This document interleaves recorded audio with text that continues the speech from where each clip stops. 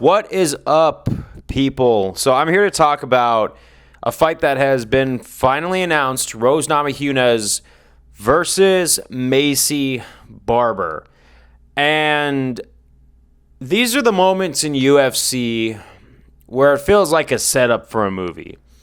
Because there's a lot of different opinions on Rose Namajunas, especially with who's in her team, who's in her corner, because ever since she rematched Carla Esparza for the title, I was in the octagon for that fight. Not like the actual octagon, but I was in the Footprint Center when that happened. I took my dad over to UFC 274 to watch that go down. And even my father, who is a very credit-giving human being, 90% of the cruel things I've heard him say in my life, he said about that fight.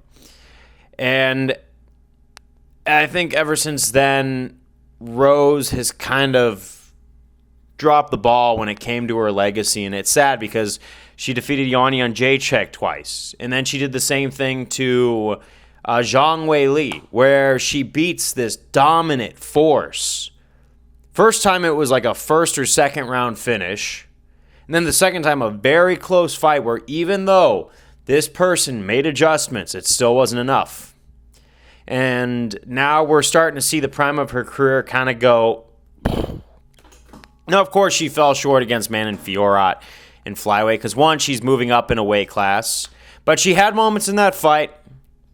And she did beat Ribas, even though it was a very questionable victory, in my opinion. It wasn't anything that said that Rose Namajunas is back to take another title.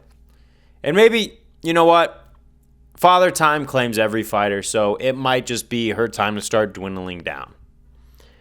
But I do have her as a heavy underdog against Maycee Barber, who in contrast was a cocky, young prospect, got humbled by Roxanne Modafferi, came back, shook off the octagon rust, and gained a lot of momentum. Now, when she came back from that injury, a lot of her earlier performances didn't make me think that she was going to reach the upper echelons of the flyweight division that she has.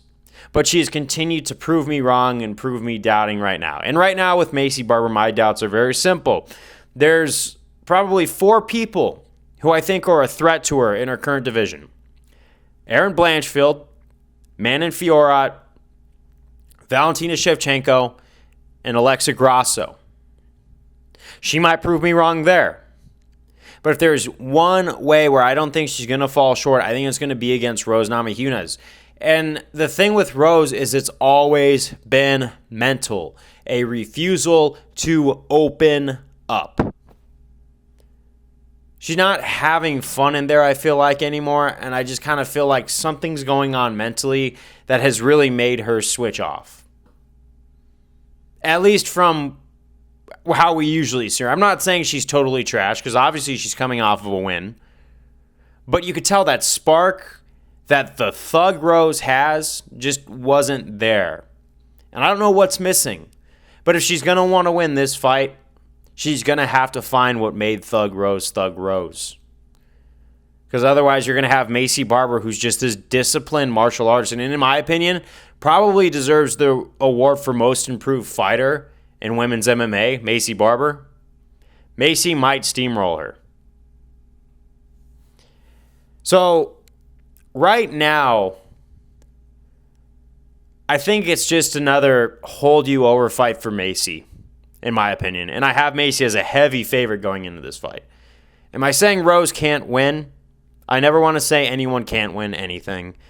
There's 2 people who are going to walk into that octagon and someone's going to get their hand raised. We've seen upsets before. But if Rose wants to be that upset, she's got to find that spark again. That's what I got to say. Peace out.